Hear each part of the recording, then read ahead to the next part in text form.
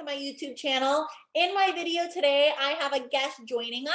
It is Jenna. Jenna is an Outschool teacher. She's been teaching with Outschool for a little over a year. And today we're going to talk a little bit about her journey and how conducting market research as well as funneling her Outschool classes has really helped her Outschool business thrive and grow. Really quick, Jenna, would you mind just introducing yourself? Give us a little bit of background information about you and your teaching journey. Yes, for sure. So I used to be a classroom teacher for 3 years, and then I was actually moving. My husband got a job, so we ended up moving across the country a year and a half ago, and I was out of work for a while.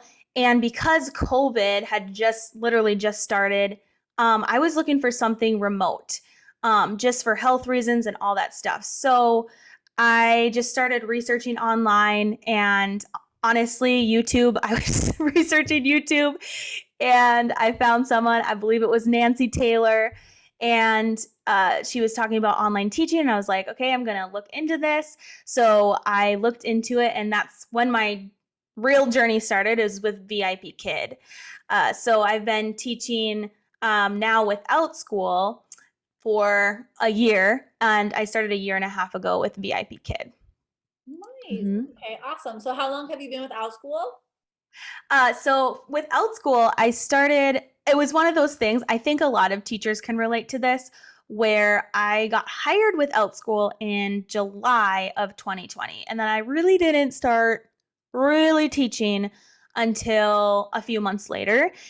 In November is when I really started packing the classes in. I was like, at the time I was with VIPKID and GoGo Kid, and I really enjoyed it. But for me, just the early hours were, really difficult. Yeah. And I really just liked, I mean, I was a school teacher, so I created my lessons anyways. I had so much experience with that. And I liked the idea of teaching less, right? Teaching less and being able to earn the income that I earned in the classroom. So that was my goal. And so I started really, really beefing up my classes and creating classes in November of 2020. And here I am today. So this is the first month that I actually surpassed my classroom teaching income, which wasn't even a goal of mine. So there you go. It's so awesome. So awesome. Because I actually had a teacher message me on Instagram a few days ago asking if it would be possible to reach like the same pay you make as a classroom teacher. And of course it depends on the state you live in, but it's happened to me before, and then it's happened to you now, which is so awesome. So congratulations on that milestone. Thank you. Thank you. Awesome. Yes. Okay. It's the dream. Yes. Okay, so on Instagram, I watch your stories a lot, and I know you chat often about the importance of like creating a funnel on Outschool. Could you kind of describe what you mean by that term, like a funnel? Yeah. So a funnel, just simple terms, is a way that you attract. So you get students to your classes, and also you keep them in your classes. So I call it the attract and retain, right? So what you want is you want to always be having classes that are continuously pulling new students in, but also you want to be keeping those students and pulling them into classes that they're really interested in, and that they're going to get a better experience with you. So basically, it's when you want to create a funnel, you want to create an experience for your students, and you want to know the beginning of the experience or the beginning of the journey for them, and you also want to know the end of the journey for them. So I'll just give an example because I think it's just easier with examples. So for my violin, I'm a violin teacher on Outschool. I also teach voice, but I'm just going to give you an example of my violin class because it has a great funnel setup. So for my violin, I have a one-time they can meet me and introduction to the violin. And that one I don't actually do much anymore. But that's a good one to actually attract those new students who are interested in violin lessons or are interested in learning the violin and might want to learn how to set it up, right? And then the next class would be a beginner violin multi-day course, right? That meets for 8 weeks. So we meet for 8 weeks, 2 months together. And then after that, they can go into small group lessons or private lessons, whatever one that they choose, right? And then after that, they can learn some popular songs in my violin club. So that's the end of my journey right there. So as you can see, I kind of set it up to where I have those one times and those multi-day classes where that's really attracting those new students that are beginners. And then I'm really funneling it down to when they get more advanced. And at the end, the violin club is the most advanced for my students currently because it's kind of like an orchestra, Yeah. right? Mm-hmm. That's so awesome. And that's a good tip to think of. You start, and that's always the advice I give new Outschool teachers is start with that one-time class and Yep. create a few one-time classes. And whichever of those kind of works really well for you, you enjoy teaching, choose that one and then start to create a funnel, kind of like the example you said. One-time class, then maybe a multi-day class, or even just a small camp, and then continue from there. Have you And had like, oh, sorry, were you gonna say something? I was gonna say, and maybe you were gonna ask me, is yeah, I've had camps for violin too, and I think that's another way to introduce like instead of a one-time class or something. So if it's a trending season, like summer is a trending season, you have camps in the summer, you can do that in place of one-time classes. Right. And also like towards the holiday season, that's another trend. So that's another trending season. So you can have, for instance, a camp that they're learning holiday music or that you're introducing them to the violin, but with different music. So with holiday music. And I fully planned to have that, but now I'm kind of creating my flex course. So the flex course is kind of my focus right now, but that would be a good idea to have camps to actually, that's the first part of the funnel is to attract. Yeah, that's Mm-hmm. good. And I didn't even think about it, but even trying to start or really open up a lot of one-time or camp classes during those high seasons is another good idea for Yeah. your teachers, because I know like for me, I usually use my one-time classes either to funnel or if I have like a weird gap in between, I'm like, oh, let's try to make some extra money. And during like now for me, one-time classes aren't doing amazing. It's kind of like a hit or miss. Yeah. Well, during the winter, during holiday vacations or when kids are out of school, those kind of go up a little bit more. So Yeah. all of that is a good thing to keep in mind. And I wanted to say one more thing about that though, is that I'll tell you, this is crazy statistics, but my one-time classes, I get, an average of 2 learners in those. I mean, to be honest, okay? I get an average of 2 learners, but about 50% or more, sometimes 100% of those learners, so that would be the 2 learners, come and they're funneling into an ongoing class of mine and or a multi-day class of mine. So there's definitely something to be said because I'm talking every time I open that, at least one student is going to sign up for my ongoing. And that's actually how I fill up a lot of times my ongoing voice club. Yeah, that's another Mm-hmm. good tip right there, that even if you have 1 or 2 kids in a one-time class, it does not mean you should cancel it, because that could be someone you're inviting to your other classes, especially if they mesh well with your teaching personality. That's a Yes, really good yes, point. for sure.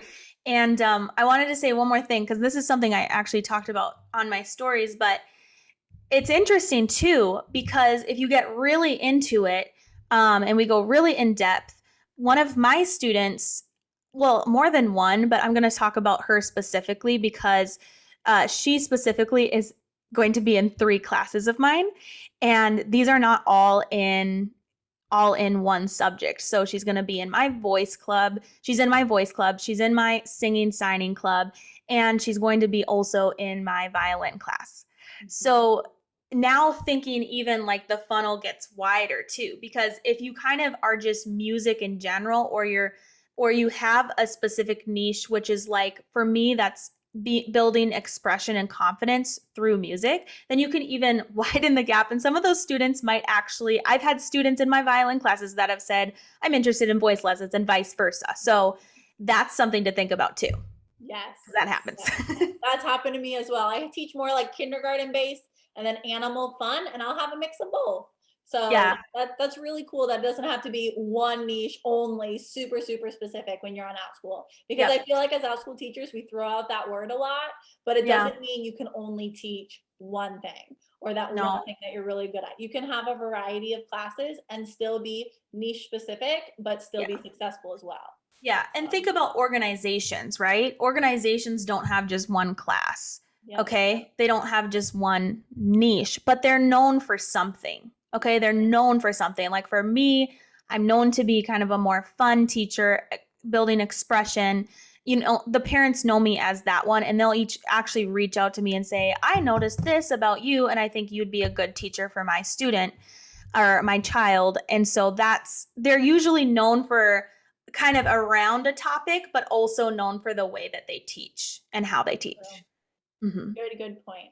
All right, so I think we kind of covered it. I was going to ask you before how this kind of affected your Outschool business. So how about this instead? If you were to reflect on like where you started in November and then where you are now, what are some things you did that really affected your Outschool business for you personally? Okay. So in November, I mean, you're going to be so surprised at this, but I was not teaching music at all. Okay. To be honest, I got a little burnt out in the classroom and I was a little afraid. I was a little afraid of teaching on Zoom music online. So anyway, I was teaching. What happened is I was like, well, I'm going to hop on a trend because nonetheless, I want to have my full-time income coming from Outschool and get more hours away from VIPKID and all that stuff. So I hopped onto, and this is a really fun class that I made. I still have it, but it's a holiday escape room, and I was teaching learners 5 to 7. Okay. So also, if I put that out, it probably would, get enrollments because it was a good class. It just is like totally not my niche anymore. But I was teaching that one and I really didn't have anywhere else for them to go. And there was like hundreds of students that took that class. I mean, there's people reaching out to me. I have a whole group that I want to take that class. I mean, it was probably like one of my most, if not the most popular class of mine. And then I created another escape room because I was just like having fun with it, So I created another that was more music oriented. So that was another escape room, but I still didn't have a class for them to funnel into. Then I created kind of a circle time escape room class, and that was the one that they funneled into. Okay, that was pretty good, but I still wasn't getting as many enrollments as I wanted to get. And also, it wasn't really my expertise. I did enjoy teaching it, but I missed music. So in December, I literally was just like, I'm just going to go for the violin because I'm most comfortable with teaching that. And I did my beginner violin class, and that just shot up and with enrollments. And that was the first multi-day that I created. So yeah, I lost my train of thought there, but yeah, the charter schools too. Sorry. I was going to say that you started small, and that's the idea. You started one thing at a time. You analyzed what worked, what didn't work, what was I interested in, what was I maybe not that interested in, and then you let it grow with time. So definitely, it's not like right from the beginning you had an exact idea of what your funnel was going to be. You kind of learned as your business progressed. So with time.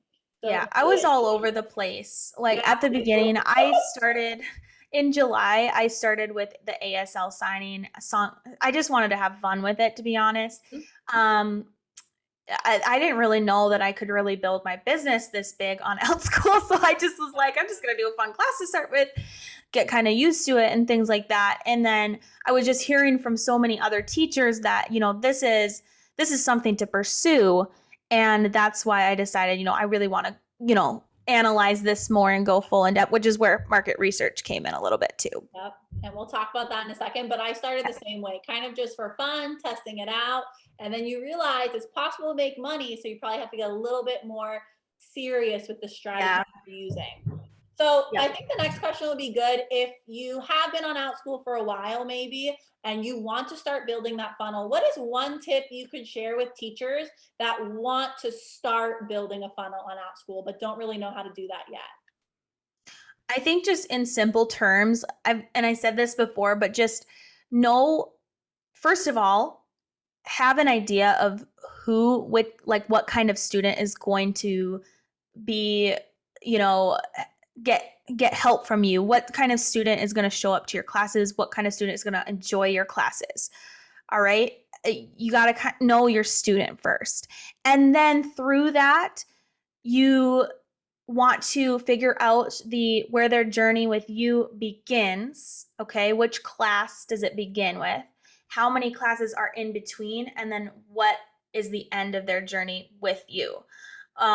So when you think about your funnel, you want to think of that first class where they begin as something that really attracts student. And then the next classes are retaining and serving them and also nurturing them. And then your end point is like where you're really nurturing them. And that's like the most advanced class. That's the most narrowed down class with them. So yeah, just have an idea of where you start and where you end with that specific student. So it's really good to actually just know who that student is. Yeah. No, that's perfect. That's perfect. Mm-hmm. Kind of giving yourself an outline and just Yeah. start. Just start. Don't just plan it, but actually create. I think that's a big one. I remember on one of your stories too, you were just talking about create classes. create. You're not going to learn anything if you don't at least start creating and experimenting. That's so true. That's very, so very true. good. All right. I know you mentioned market research, so I want to talk a little bit about market research as well. Do you use this strategy every single time you're creating a new class? Yes, in different ways, but yes. So if I've created classes with the students, like by actually talking to them and asking them what they like. That's probably the best thing you can do. If you don't have students anymore, you use a different strategy. Or if you don't have students in general, you use a different strategy to figure out what those imaginary students would like. Right. Mm-hmm. Good. Mm-hmm. And I don't even think I asked, sorry. What would you, if you had to like describe what is market research really, in case someone doesn't know, what would you consider, like, what is market research? Market research is really all the things that allow you to figure out what classes are going to be in demand. Mm-hmm. And yes, when I've helped teachers with this, like referrals and whatnot, we usually go straight into it before they really create their class, because you want to know, especially if you're going to if you're serious about making some income on Outschool and making your career on Outschool, then you want to know if that class that you're about to create is going to be in demand, so that you're going to actually, we all love teaching, but we also need to make our income if this is our goal of making that income on Outschool. So yeah, do it every time that you create. I would do it every time you create a class. Part of market research is so many things, but part of it also, if you have students, is asking them what they want.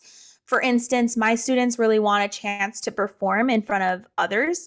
And so I'm creating a class that's a one-time class that they can perform in front of each other. We'll have singing, we'll have violin playing, we'll have signing songs, and we can kind of just have fun and have a party with that. But that was through market research, and I know it's going to book, because guess what? they want that, Yeah, and you have the students. You're focusing on those students that you've already started to build up, or build real relationships with. So that's awesome. Yeah. That's a really, really good tip. Yeah. Right. And market research also is trying to understand, like, market research, it's kind of figuring out who your students are that you are serving to. Mm-hmm. That's a lot of what market research is figuring out their challenges, figuring out what could help them, support them, figuring out their interests. A lot of what you're doing in market research is that. So when I do market research, I mainly do it, if I don't have the students, I would do it on the Outschool search page. That's mainly where I would do it. Yeah. So those are the two main things. The two tips you shared: the students you currently have, or using that search bar on the Outschool website. Perfect. Yeah. Perfect. All right. I know you mentioned that you love helping other teachers either get started or kind of revamp their classes. What are some of your top tips to help teachers create a unique class? I would say, to create a unique class, you really have to think about your teaching style. How are you showing up in class? Okay, I used honestly my interests. I love teaching my classes because they're literally things that I love. They're literally things that I'm interested in. I've always been interested in these things. So, you know, the students that are going to be attracted to your classes are the students that have similar interests to you. So that's your unique selling point, is how you teach and what your interests are. For instance, I'll give an example. With my voice classes, the voice is so popular on Outschool. So when I say popular, it's, I don't know if you want to use the word saturated, but kind of, because there's so many people teaching voice. Okay, how do I stand out? How is my class unique? Because I like certain songs. First of all, we're not all doing the same songs. Okay, and the way that I teach, I include different things. I might include different warm-ups, different activities, and I have more of a sort of a community style of learning, and another teacher might not have that. So that's my unique selling point, even though my class is actually quite similar to other classes in the singing realm. Right. So for me, my traits as a teacher, I know those from the back of my hand. I know those. I know that I'm very expressive. I'm just like you see me here. That's just kind of how I am, except for 10 times. No, just kidding. 10 times. No, just kidding. But I really enjoy laughing in class. I really enjoy being silly. I'm expressive. I'm very positive all the time. And you know, it's learning is fun, learning is bright, learning is cheery. Okay, that's who I am, and that's what I try to portray to parents so that they understand what kind of teacher I am. And then I end up connecting with a lot of students who like the same things as me, and who are also either they're shy, they're trying to become more expressive, or they are already expressive, and we just kind of go back and forth. Yeah. Yeah, and I'm just thinking of like practical ways you can show that is through video. So I always tell teachers, put a video on your class. If you're not getting bookings, they want to see who their teacher is. They want to see that personality. You can try to include some of those words in your profile, in that bio. So there's lots of places we can try to add our personality within our classes. So like you said, they stand out and they're unique to you. Nobody else on Outschool is exactly like you. So there's so many ways you can try to stand out by being unique. Yes. And then one tip I have for that, which is such an easy tip, and I know there's a lot of like toss up back and forth about this, but when you're first starting with Outschool, my advice is to include a photo of you on the class listing. The reason being, okay, this is the reason. Maybe no one ever says the reason for that, but is because you can portray emotions with your face that are unique to only you. Okay. So your face and you are unique. Okay. Unless you have a twin, but also like you have different personalities anyway. Okay.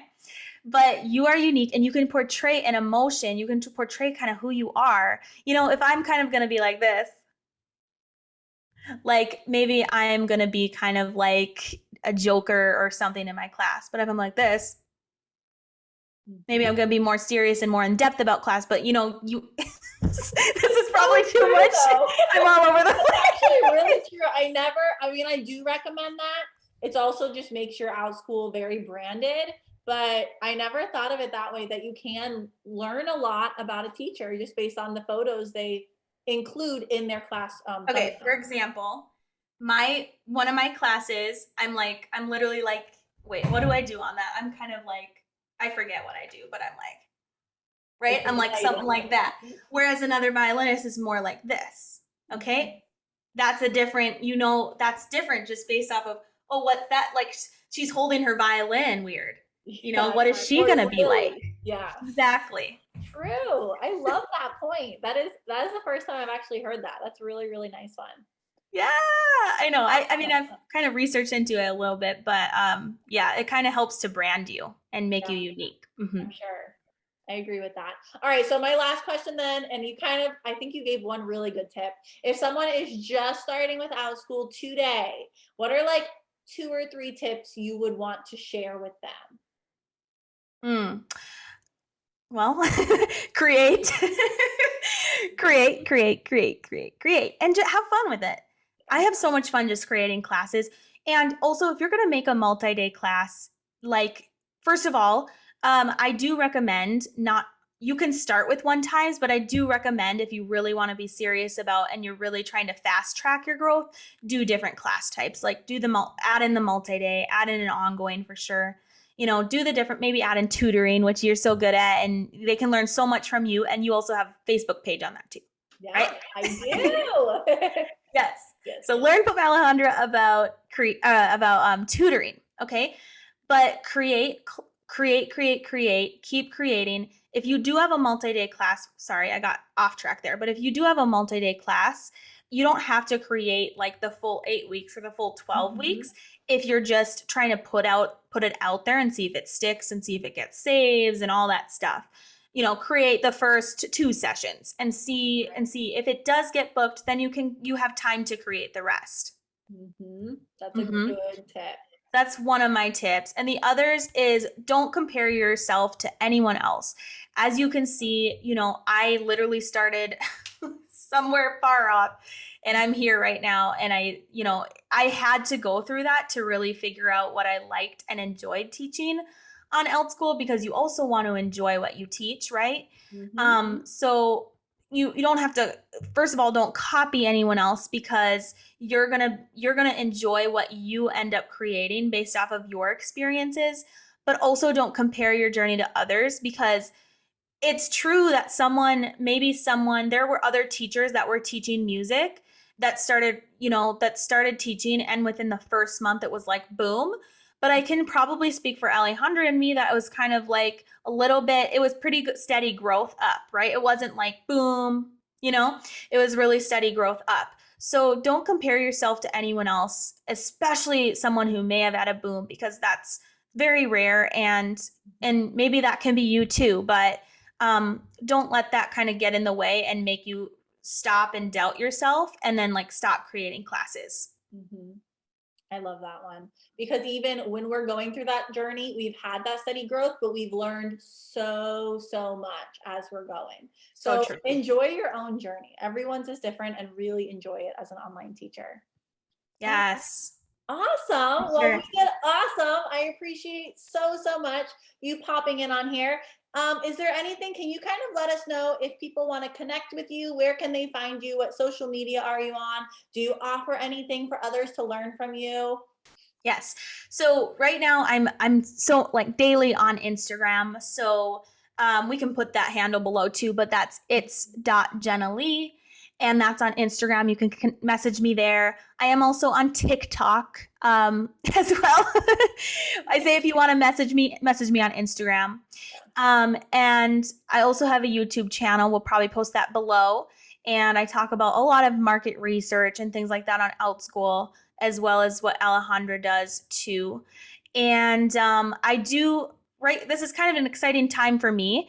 I have a free workshop that I just opened today. It's on demand, so you can literally register for anything that it's going on for the next 6 days. So you can register for any slot that works for you. It is all about, if you have low enrollments, or even if you're just starting out on Outschool, right?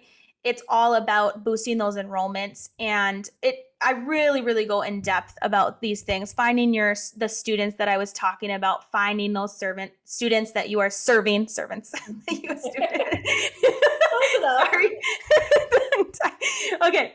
And also just I go into depth about more market research, and also really into depth about what you should be putting on your class listing, which I think is so important in attracting those students. So that free workshop is happening. We can post a link below. I also, through that, have another a course that I'm opening. It's actually, the opening date is on Monday. So you can start getting materials on Monday. And you can sign up right now for the wait list. So those materials will start on Monday. So that's opening soon. And it's called the Teacher to Boss Society. And that is it's literally taking a new Outschool teacher, or someone who maybe they're not new, but they're coming back to Outschool.